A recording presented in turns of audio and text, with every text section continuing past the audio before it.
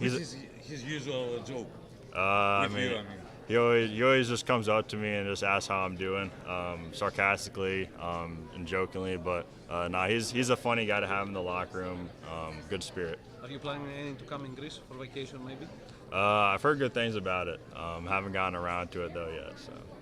Thank you. Thank you. Yes, one question about Jordi Fernandez. He said that his coaching methods are very innovative. Is there any coaching method from Jordi that stood out to you? I mean, Jory, just what he's taught me is just be aggressive. He's been on me about defense, things like that, and I feel like without him, I wouldn't have made the strides I have this year. So he's been big in that aspect. The Indiana Fever have the #1 draft pick for the WNBA. So Yeah. for the GM, who would you pick #1 overall? Caitlin, of course. What about Caitlin do you like? I mean, I feel like she's just really good at getting her team involved. She's not only a scorer, but she's a contributor on the court. So I feel like she's a good girl to have in your locker room, a good franchise changer. Again, who's that veteran that has taken you into this win? De'Aaron Fox. He's been the biggest guy. I worked out with him all summer this past summer, so he's just been the biggest guy. He's been a friend of mine. So. Anything you've learned from Chris? Chris Duarte. Yeah. Just to have fun. I mean, he's a guy that whether he's going through ups and downs, he's always having fun. Always a good spirit. That's kind of the biggest thing he's taught me. Keegan, just a last one about Yeah. you have the players like you highlight his character. Do you Yeah. have any special story, any funny story that you can tell Yeah. in the locker room with him? Yeah, I mean, Jordy, he always, when we're going through the season, he always comes up with these games that we play on the court before practice or whatever, and they always involve a tennis ball. Whether it doesn't matter what kind of game we're playing, it always involves the tennis ball. So. All these games with tennis balls. Yeah. All the games have tennis balls. He talks to you, to the players about Badalona, about his hometown. Yeah. I don't know if he talks about his hometown to the players a lot. Yeah. I mean, when I first got there, he was always telling me I need to go visit sometime because I've never been on that part of the country. So he always keeps telling me to go visit that. So I'll have to make a trip out there one day. Thank you. Yeah. What's one former player from the Kings that you would love to play with? One former player. I'd probably say Peja, just being able to play with him. Microwave. So yeah. Who's one teammate you would not let drive your car? Drive my car, Malik Monk, no doubt. It'd be Malik Monk. Why Malik? He's a wild guy sometimes, but Who's one teammate you would not want a room with on a road trip? one team I wouldn't want to room with. Besides Malik, I'd probably go with Fox just because he'd be annoying me the whole time. And then last question, who is the most underrated trash talker in the league? Underrated trash talker. I'd probably say Anthony Edwards. I mean, he's kind of been more vocal about it this year, but he's pretty good at it. If you weren't in the NBA, what job do you think you'd be doing? Besides sports, Yeah. I want to be a financial advisor, so probably that. Okay. If De'Aaron Fox wasn't in the NBA, what type of job do you think you'd be doing? What? I don't even know. Probably a high school teacher or something. Yeah. What is the first All-Star memory you ever remember having as a fan? As a fan, it'd probably be, it was recent, but Stephen and all those threes. What he hit, like 15, 16 threes or something like that. Yeah. Do you have any welcome to the NBA one you can think of since you've been in the league? Probably be my first preseason game as a rookie. Played the Lakers. They had LeBron, Russ, AD. So stepping on the court for the first time with those guys was probably my welcome to the NBA. And do you have any favorite memories from the dunk contest in the past you've watched? Probably say the Zach LaVine, Aaron Gordon one. I feel like that was kind of my first recollection of a dunk contest. Yeah. Talking about Steph hitting all those threes as a shooter, what do you think about the Steph versus Sabrina competition? Yeah, I feel like it's good for the sport and the NBA and the WNBA just to get that exposure and show that the skill set is very similar between the men and women. So. Do you feel like there's room for other type of like skills competition like that to help the game grow for like Yeah. Yeah, I mean, you have the skills competition where you go around, pass, shoot, dribble, things like that. I feel like that'd be a good one to involve them in. but I feel like the three-point contest is definitely a step in the right direction. Who do you think is going to, who are you going for, Steph or Sabrina this year? I'm pretty down the middle, but I think Steph will get her. So. And who do you think is winning the three-point contest? I'll go Damian Lillard. Yeah. Yep. Hey, what's up? How's the highlights, Caroline? If you could go back in time and watch any sporting event live, what would it be and why? Any sporting event live. I'd probably the Super Bowl when the Patriots came back and beat the Falcons. Wow, okay. I probably want to be there live. So. Are you a Pats fan? No, I'm I was a football fan. Yeah. Okay. Yeah. And if it was one NBA game or one NBA event, what would it be? NBA event. It'd probably be the series between the Spurs and the Heat, the Ray Allen 3 in the corner. Yeah. Okay, cool. Good luck tonight. Yeah, appreciate it.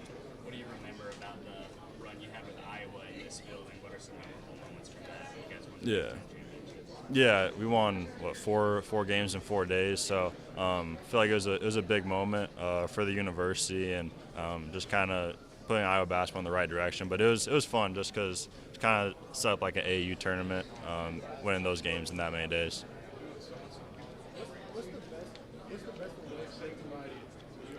The best or worst? The best was probably be those Toronto Raptors with the almost like lightning bolts, almost the purple ones. But those are probably the best ones. The worst ones, I don't know, whatever gold jersey or kind of gold jersey there is. Yep. Let me ask you just a quick question about Brandon Miller. You got a chance to see him. Yeah. I think in one game this year. Just what were your takes on him and how he's played so far this season? Yeah. I feel like he's gotten better throughout the season. As a rookie, that's really special because you kind of go through those slumps up and down, but he's stayed with it and been really good for them. You've seen anything, I think, lately the last 3 or 4 weeks. I don't know how much you got a chance to see him. What is getting better about his game as compared to maybe earlier in the season? Yeah, I feel like he's becoming more of a 3-level scorer, getting downhill, playing in transition, and also hitting threes. So I feel like he's been really good on those levels. Yeah.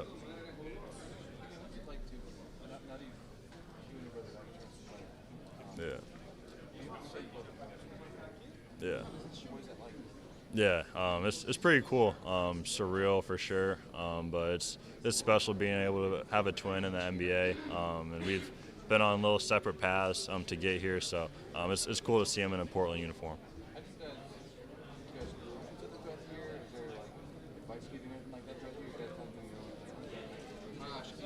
We talk every day, whether it's about life, basketball, things like that. So I just tell him to keep sticking with it. It's a long season. He's gonna have a long career, so just stick with it. Your first couple games, your first couple months isn't gonna define who you are. So.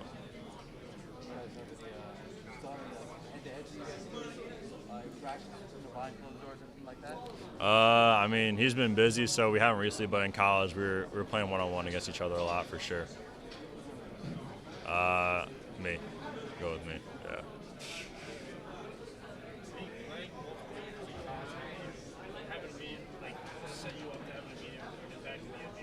Yeah. Yeah. I feel like you see more guys that played more years in college become more successful in the NBA. So it's not just a one-and-done league anymore. I feel like just having those extra years of experience, going against hard competition definitely helps. What was the hardest transition part of going from college? I'd probably just say just the level, physicality, athleticism. It's a lot different than in college. Every guy in the NBA can score the ball and hit shots, so that's definitely different. I think the pace of play is just one of the biggest changes, I guess, endurance-wise, but also scoring, 150 points a night. Yeah. The league's definitely changed. Just guys being able to score a lot. Obviously, the court's wider than college, longer than college. Three-point line is different. So there's a lot of changes, and it's obviously a lot different. You see these guys come from the G League, go straight to the NBA without going to college. How do you think their path differs from yours? Yeah, they're playing against professionals at a young age, so being able to be 17, 18 years old playing against professionals definitely helps. You've seen guys like Jalen Green, Scoot Henderson have success in this league coming from the G League. Hey, Keegan, you have that big game with 12 triples this season. Yeah. Do you think you're going to be able to grow that place recording one moment. No, this season. Yeah. Are you in the NBA? I mean, hopefully. I mean, I don't think I've ever gotten as hot like that to hit 12 threes in a game. But what's the record? 14. So we'll see. We'll see. Who's your childhood preference for the NBA? Your child who was a favorite player? I mean, I was always a LeBron fan growing up. Just being from the Midwest, we really didn't. Being from Iowa, we really didn't have an NBA team, so I was always a LeBron fan. When you were here last year, Slide in a DM. What's my line, bro? I never. I don't know. Come up with some weird catchphrase. Say what's up. Okay. Yeah. And then, can you finish the lyric? 2 days into college. 2 days into college. Was that the 3 lectures thing? Yeah. Yeah, I remember the end of it, but yeah. Do you know some Brazilian? You work with you? Leandro Barbosa. Yeah, Leandro. Yeah. Me and my friend are Brazilians too. All right. We on the road with NBA Brazil. Okay. In this motorhome. Do you learn some Portuguese word? No, I have no clue. have you eaten Brazilian food? I've not eaten Brazilian food. He's never introduced me to any of that. Oh, can I learn for you? Yeah, go for it. Teach you for it. Yeah, teach me. Yeah, go for it. So basketball in Portuguese is basquete. Basket? Basquete. Basquete. All right. Yeah, appreciate it. When you were here last year, what did that event mean to you, and how did that spur you on and maybe give you extra motivation? Yeah, I feel like whenever you have Rising Star, you kind of want to get to that Sunday game. You want to be an all-star, have that motivation to be an all-star. So just being last year in Utah, here in Indy, creates that motivation to play on Sunday. Do you remember as a kid the point where you thought, I like basketball, but I could be a professional? I mean, I've always loved basketball growing up. I kind of was playing for a scholarship to get to college, and once I got to college, that's kind of when I felt like I could play at the NBA level. So it really wasn't when I was a kid that I realized it was kind of a couple years ago, to be honest. Were there any friends and family that maybe saw you at some point like, wow, he did it? Like, I mean, yeah. Take me through some of those stories that you had, proving people that you could do it. Yeah, I mean, I feel like a lot of my friends coming from a small town, Iowa, are still kind of astonished that I'm in this position. So it's been really cool to see them, see my success and just love me for that. My mom's still astonished to this day that I'm in the NBA. So she's been cool in that aspect. What was the first thing you splurged on when you got a big NBA paycheck? I had to get a car because I shared a car with my brother in college, so I didn't have a car. Was it I mean, you got a little bells and whistles, trimmed it out? No, I haven't done anything. I got a BMW, but I haven't done anything to it yet. So. How about your shoe collection? How important is what you wear on the court and then also off the court? I mean, I'm not a very fashionable guy. I like being comfortable, so I just have a bunch of the same pairs of shoes on the court that I wear that are black and white. So. One more thing. Downtime on the road, Netflix. What are you binge watching? I'm watching Louder Milk right now. I think it just came out, but that's kind of like a dry humor kind of show. Just keep to one, finish it, then go to the next one. Is that your strategy? Yeah. I just put that on repeat on the plane, things like that. So, cool. Yeah. Appreciate it. Yep. What up? If you had to describe your NBA career with one song or album, what would it be? One song or album? Shoot. Album. Soulfly by Rod Wave. Why you say that? I'd probably just say there's a lot of bangers, a lot of sad songs, up and down roller coaster. So. Let me ask one more real quick. If you could play against any NBA legend of all time, who would it be? Any NBA legend? I'd probably go with Shaq, see if I could stop him on the post. I feel like that'd be interesting. Appreciate it. Yep. I'd probably say Luka. He's been my matchup this year, and he plays at his own pace, and it's hard to change that. Steph or Serena? I've been saying Steph, so I'll stick with Steph. And your favorite European soccer team? Favorite European soccer team? I mean, I don't know. I'll probably go. I don't really have a favorite one. Yeah. Yep. What up? What's the craziest NBA team Crazy fan base. Phillies fan base rocks with them pretty good. Golden State, we've obviously had some tough battles with them, so that's always fun to play there. Yep. Yep. If you had to play alongside any celebrity, who would it be? Any celebrity? I'd probably go Kevin Hart. I feel like that'd be pretty fun. Yeah, he can hoop too. Yeah, he's been in some celebrity games, so.